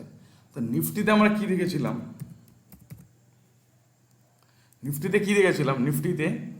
নিফটি কিন্তু অলমোস্ট কাছাকাছি কিন্তু আমার সাপোর্ট হয়েছে, ব্যাঙ্ক নিফটি কিন্তু আসেনি। কেন আসে না ব্যাঙ্ক নিফটিতে? কিন্তু দেখো ব্যাঙ্ক নিফটিতে কি থাকে, ব্যাঙ্ক নিফটি কিছু ব্যাংকের স্টক, 7টা 8টা 10টা যাই হোক, কিছু ব্যাংকের স্টক মিলে একটা ইন্ডেক্স তৈরি হয়, তাই তো? ব্যাংকে কি অন্য কোনো সেক্টর আছে আর ব্যাংকিং সেক্টর ছাড়া? মার্কেটে আলাদা ডিফারেন্ট সেক্টর হয়। না না, ওই ব্যাংক আর এনবিএফসি। নিফটিতে কি কি সেক্টর আছে? নিফটিতে আইটি আছে, আইটি সেক্টরের স্টক আছে নিফটির মধ্যে। নিফটি 50টা হ্যাঁ। কোম্পানিকে রিপ্রেজেন্ট করছে। এখানে আছে আমার কি, আইটি কোম্পানির স্টক আছে, মেটাল কোম্পানির স্টক আছে, ব্যাংকিং স্টকও আছে এর মধ্যে। নিফটি 50-র মধ্যে ব্যাংকিং স্টকও পড়ে কিন্তু। সব সেক্টর থেকে কিছু কিছু ভালো ভালো কোম্পানি, মানে যেটা আমরা আজকে একটা ভিডিও দিয়েছিলাম, ওটা কারা কারা দেখেছো কিনা জানি না, মিড ক্যাপ, দেখেছি, লার্জ দেখেছি cap, sir. Small cap. Mid cap, large cap. তো ওখানে দেখবে, তো এখানে বড় বড় যেগুলো হচ্ছে লার্জ ক্যাপ কোম্পানি, সেই লার্জ ক্যাপ কোম্পানিগুলো টপ 50 কোম্পানি, যেগুলো মার্কেট ক্যাপিটালাইজেশন অনুযায়ী হয়।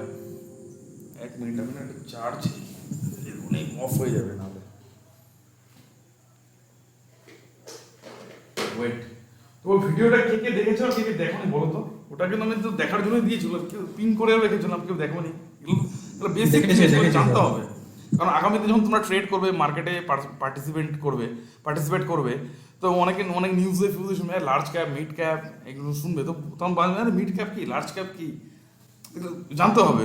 এগুলো ট্রেডে কোনো কাজে লাগে না, কিন্তু জানতে হবে ফান্ডামেন্টাল, মানে ফান্ডামেন্টাল রিসার্চ করে জানতে হবে যে মার্কেট ক্যাপিটালাইজেশন কি, কীভাবে মার্কেট লার্জ ক্যাপ আইডেন্টিফাই করা হয়, হ্যাঁ, যেগুলোকে ব্লু চিপও বলে। যেগুলো ব্লু চিপ শেয়ার বলে, মানে জানতে হবে। ছোট্ট একটা ভিডিও, সিম্পল জিনিস। মানে কেউ দেখো নি নাকি? শুভজিৎ, তারপরে এই যে সৌরভ, কেউ দেখেছো কি? অভিজিৎ, দেখো নি, দেখা উচিত। এই জন্য আমি আগে থেকে দিয়েছিলাম, যে দেখলে আজ মানে সুবিধা হতো একটু, না সুবিধা মানে বোঝা যেত। তো আমি ব্যাঙ্ক নিফটিতে কেন ট্রেড করি না সেটাই বলছিলাম। ব্যাঙ্ক নিফটিতে শুধু ব্যাঙ্কিং সেক্টর আছে, কিন্তু আমার নিফটিতে আমি কেন প্রিফার করি, নিফটিতে আমি রোজ ট্রেড করি কম বেশি একটু হলেও, কোনো দিন করি না যদি কোনো থাকে। তো কেন, এখানে সব রকম সেক্টর আছে, কারণ এখানে মানে মানে তোমার ঠিকঠাক চলে। কারণ কোনো সময় কি নিফটি হয়তো ব্যাঙ্কিং সেক্টর ডাউন হলে তো সবই গেল, কিন্তু এখানে নিফটি যদি তুমি বাই করে রেখেছো, দেখা গেলো বাই করেছো, এবার দেখা গেলো ব্যাঙ্কিং সেক্টর নিচে নামিয়ে যাচ্ছে, বা media sector, auto sector, auto, tata motor, আইসার মোটর, টিভিএস মোটর, বিভিন্ন রকম আছে। তো সব অটো সেক্টরই, মানে সব অটো স্টকই নেই এখানে, যেগুলো লার্জ ক্যাপ কোম্পানি। তো এর মধ্যে মনে করো যে কোম্পানিগুলো নিফটি 50-র মধ্যে কী কী আছে স্টক, সেগুলো দেখতে পারো। নিফটি NSEindia.com, যের অফিসিয়াল ওয়েবসাইট, আমাদের NSEindia.com যেতে পারো। এখানে এর official website NSEindia.com, national stock exchange, এর অফিসিয়াল ওয়েবসাইটের নাম NSEindia.com। তো এখানে আবার একটা ক্লিক করবে, এখানে www.1.nseindia.com যেটা আছে, এখানে গেলে এখানে এরকম একটা সারফেস খুলবে। খোলার পরে এখানে লাইভ মার্কেটে যাবে, দেখবে ইকুইটি স্টকে ক্লিক করবে। তো ক্লিক করার পরে দেখবে যে নিফটি 50-তে কী কী স্টক আছে, টপ 50টা কোম্পানি, মানে লার্জ ক্যাপ কোম্পানি। দেখো এখানে মিড ক্যাপ, স্মল ক্যাপ সব লেখা থাকে, এখানে লেখা আছে। তো তোমরা ভিডিওটা দেখো নি সম্ভবত, তো মিড ক্যাপ কি, স্মল ক্যাপ কি, এগুলো তো বুঝবে না। এই জন্য ভিডিওটা বলেছি দেখতে, একবার 10 মিনিটের ভিডিও দেখলেই বুঝে যাবে। তো এখানে দেখো নিফটি 50, তো এখানে বেসিক্যালি নিফটি 50-তে সব মিড ক্যাপ কোম্পানিই থাকে, ঠিক আছে? তো বিভিন্ন সেক্টর থেকে নেওয়া আছে, তো এখানে টপ টপ কোম্পানি আছে, নিফটি 50 দেখা আছে, এখানে তুমি নেক্সট 50 বিভিন্ন এভাবে দেখতে পারো। এই যে স্টক নিফটি ফিফটিতে লার্জ ক্যাপ গুলো হবে না? লার্জ ক্যাপগুলোই এখানে লিস্ট, টপ 50টা কোম্পানি না, মার্কেট আচ্ছা ক্যাপিটাল লার্জ ক্যাপগুলোই থাকে এখানে। তো এক মানে দেখা গেল তো কি নিফটি ফিফটি হচ্ছে আমাদের লার্জ ক্যাপ আর ব্যাংক নিফটি হচ্ছে আমাদের মিড ক্যাপ বা mid cap lower cap. Mid cap বলতে পারো, স্মল ক্যাপ, মিড ক্যাপ বা নিফটিতে Small অ্যাকচুয়ালি cap থাকে না, নিফটি যেগুলো থাকে ওগুলো অ্যাকচুয়ালি বইয়ের ভাষায় তো মানে মানে লার্জ ক্যাপ বলে, এর থেকে একটা হয় যেটা জায়ান্ট ক্যাপ, মানে একটা মার্কেট ক্যাপিটালাইজেশন থাকে যে যার হচ্ছে 5,000 কোটি টাকা 500 কোটি টাকার উপরে হলে মিড ক্যাপ বললো ওরা, বা লার্জ ক্যাপ। তো এবার দেখা গেলো লার্জ ক্যাপের ওই লেভেলে তুমি যদি হিউজ মানে প্রচুর মানে মানে প্রাইসের উপরে না, মানে মার্কেট মানে স্টকের প্রাইসের উপরে না, কিন্তু আগে তোমাদের বলে দিয়েছি যে মার্কেট ক্যাপ কিন্তু প্রাইসের উপরে হয় না, কিন্তু মানে মার্কেট ক্যাপিটালাইজেশনের জন্য ভিডিওটা দেখতে বলেছিলাম, তো সেভাবেই হয়। তো এখানে দেখো, এখানে টপ কোম্পানি, এখানে দেখো ওর যা ক্যাপিটাল হবে ওই ক্যাপিটালকে পার শেয়ারের সাথে ইনটু করে দেওয়া হবে।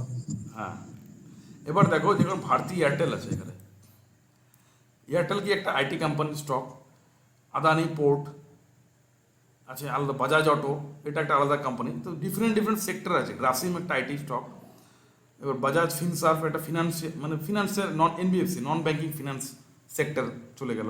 সিপলা কি হলো একটা ফার্মা, আইসার মোটর আছে, ইনফি এটা কি মানে আইটি স্টক, সান ফার্মা, তো টাইটান আছে আলাদা, টাইট জুয়েলারি যেটা সেক্টর আর কি, যেটা আমরা তানিস্ক যেটা জানি না, Tanishq company, Tanishq Titan টাটারি।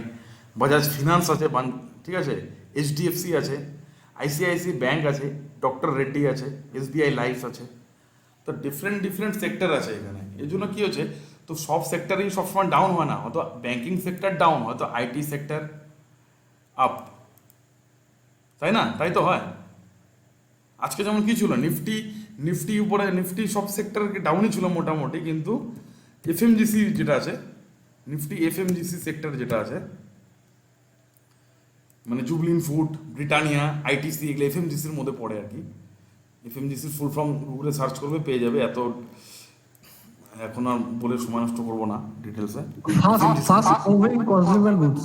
Take good. তো এখানে দেখো, তো এ তো বুলিশ ছিল আজকে এই সেক্টর।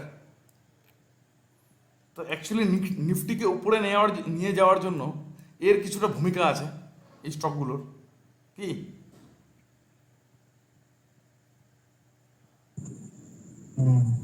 ইন্ডেক্সটাকে নিয়ে যাওয়ার জন্য। তো এই নিফটি এফএমজিসির মধ্যে কী কী স্টক থাকে, তুমি সেক্টর ওয়াইজও এখানে দেখা যায়, কিন্তু তুমি সেক্টর ওয়াইজ যাও এখানে, নিফটি অটো দেখো, এই নিফটি যদি এফএমজিসি লেখা আছে, তো সেক্টর ওয়াইজ যদি যাও দেখো এখানে কী কী সেক্টর, হিন্দুস্তান ইউনিলিভার আছে, ঠিক আছে এফএমজিসির মধ্যে।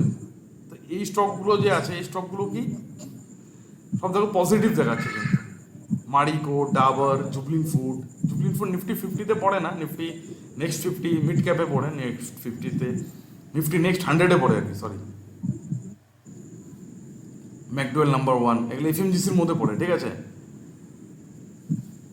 নেক্সট হলো আপ ছিল, তো এই জন্য আমি নিফটিকেই প্রেফার করি, কারণ এখানে ডিফারেন্ট সেক্টর আছে না, আমি তো বাইও করতে পারি না কোনো স্টকে, আমি স্টক এই জন্য স্টকে আর নিফটি এর সাথে প্রিফার করি। ব্যাঙ্ক নিফটি একটু অ্যাভয়েড করি, ব্যাঙ্ক নিফটিকে আমি একটু স্টকের মতন বিহেভ করি, মানে হয়তো মাসে একবার দুবার ট্রেড করলাম কোনো, যদি তা ফিউচারে যদি ভালো লাগলো আর কি। ওকে, তো ডাও যেটা ছিলাম, নেক্সট পয়েন্টে যাই। তো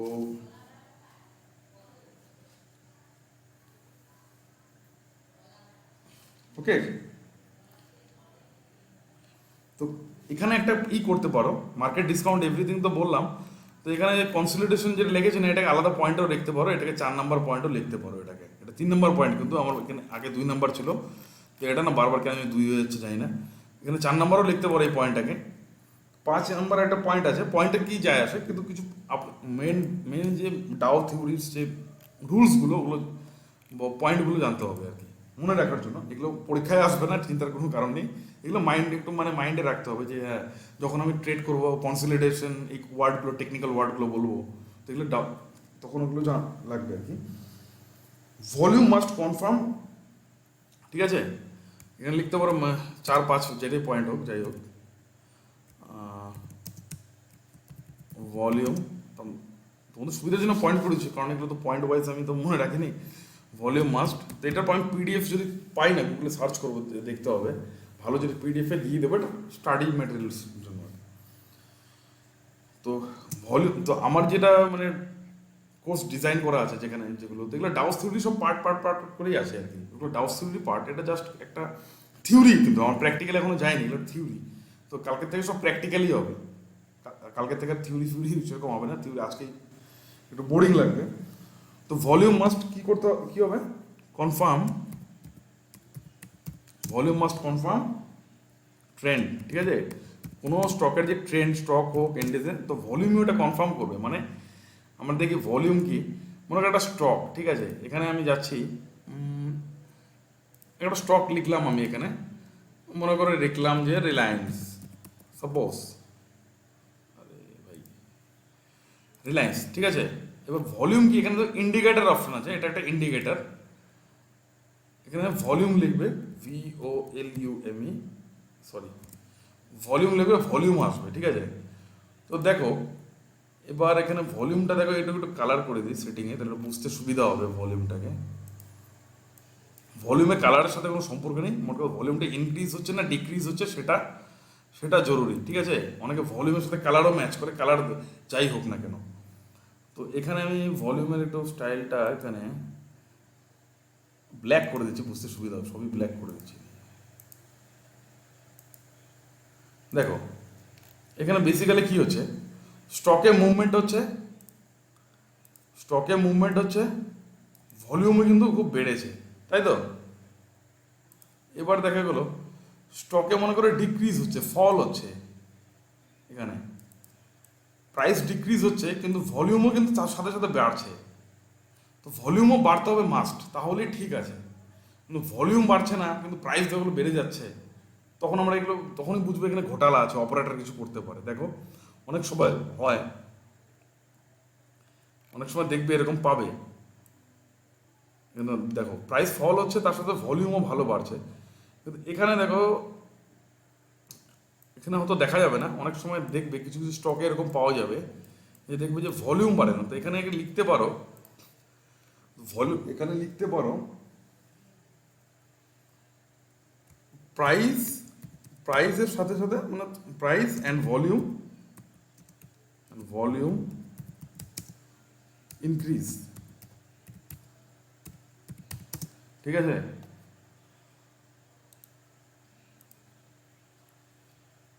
ভলিউম প্রাইস ইনক্রিজ হবে, কি ইনক্রিজ হতে হবে, ঠিক আছে। তখনই আমরা সেখানে বাই করতে পারবো। প্রাইস মনে করে ইনক্রিজ হচ্ছে, ভলিউম ইনক্রিজ হচ্ছে, ঠিক আছে, বাই করতে পারি। এবার কি হচ্ছে, ভলিউম, ভলিউম ডিক্রিজ হচ্ছে, সরি, ভলিউম মনে করে ডিক্রিজ হচ্ছে, ভলিউম ইনক্রিজ হচ্ছে না, কিন্তু প্রাইস কি হচ্ছে, তোমাদের মতো করে লিখো একটু, প্রাইস কি হচ্ছে, প্রাইস, ভলিউম ডিক্রিজ হচ্ছে, প্রাইসও ডিক্রিজ হচ্ছে। তাহলে কি হবে, এখানে কিছু করা যাবে না, ওয়েট করতে হবে, ওয়েট, ওকে।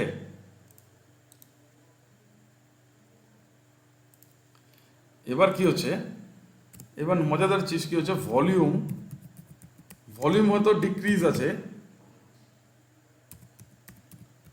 ভলিউম ডিক্রিজ আছে, ডিক্রিজ হচ্ছে মানে বাড়ছে না ভলিউম, ঠিক আছে, কিন্তু প্রাইস কি হচ্ছে, ইনক্রিজ হচ্ছে, মানে প্রাইস খুব বাড়ছে, এরকম দেখবে, এরকম যখন নেক্সট যখন অ্যানালাইসিস করবো এরকম হবে যে প্রাইসে খুব বড় মুভমেন্ট, ভলিউম নেই, তো প্রাইস ইনক্রিজ হচ্ছে। তো এখানেও আমরা কিছু বাই সেল কিছু করা যাবে না, ওয়েট, এখানে ওয়েট করতে হবে, ওকে।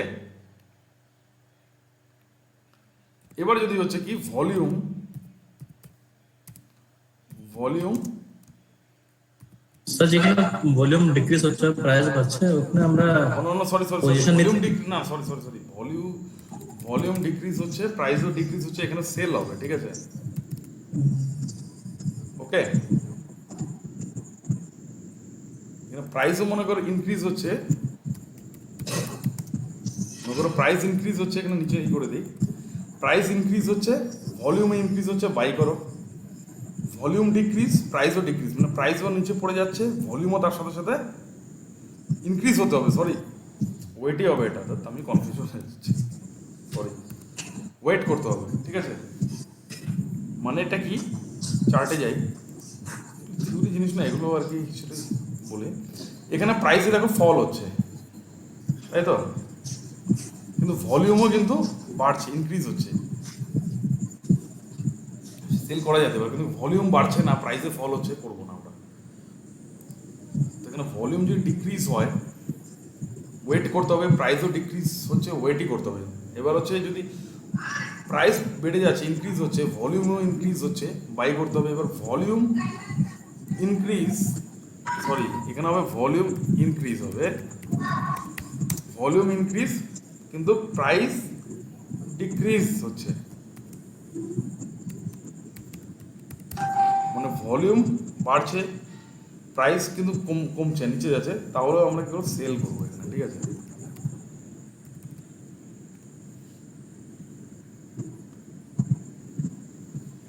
মানে ভলিউম আমাদের মোট কথা ভলিউম ইনক্রিজ হতে হবে, যেটা স্টক ফল হোক চাই স্টক মুভ মানে আপ দিকে যাক, মানে মোট কথা ভলিউম ইনক্রিজ হতে হবে। তো এখানে ওভারঅল তুমি লিখতে পারো ভলিউম মাস্ট ইনক্রিজ, লিখে রাখতে পারো, বুঝলে। ভলিউমই কনফার্ম করবে তোমার ট্রেন্ডকে, আপ ট্রেন্ড ডাউন ট্রেন্ড, যেটা এখানে লিখতে পারো যে ভলিউম মাস্ট, মানে ভলিউম মাস্ট ইনক্রিজ লিখে রাখতে পারো।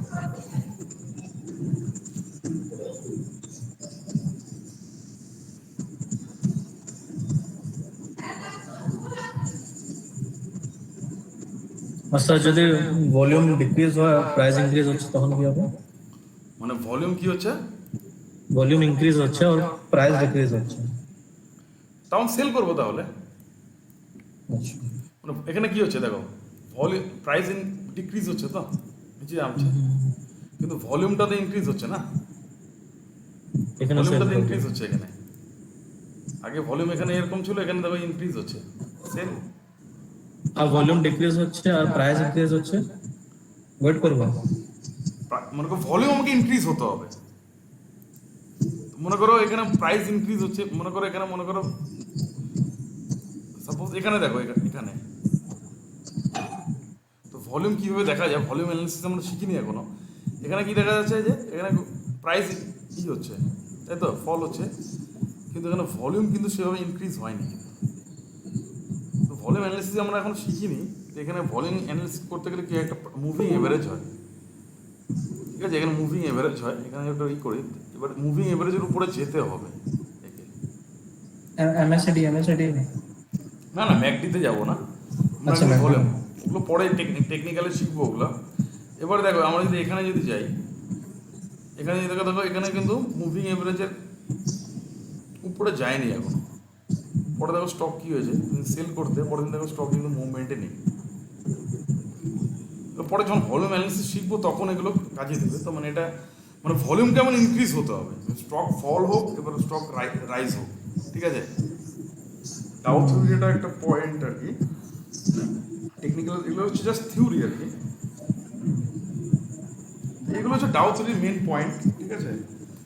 তো আজকে এটাতেই অনেক সময় গেলো, ভাবছিলাম যে ক্যান্ডেলে ঢুকবো আজকে, ক্যান্ডেলগুলোর চার্টে। তো এটা মনে রাখবে, কাজে লাগবে তোমাদের সারা জীবন, কাজে মানে এগুলো মাথায়, কারণ যখন আমি শিখবো আর কি, মানে সরি শেখাবো আর কি, যখন মানে যখন আমি ক্যান্ডেলস্টিকে যাবো, ক্যান্ডেলস্টিক তো দিয়েছি, কালকে থেকে টোটাল টেকনিক্যালে ঢুকবো আর কি, কারণ তখন এগুলো বলবো না, কনসলিডেশন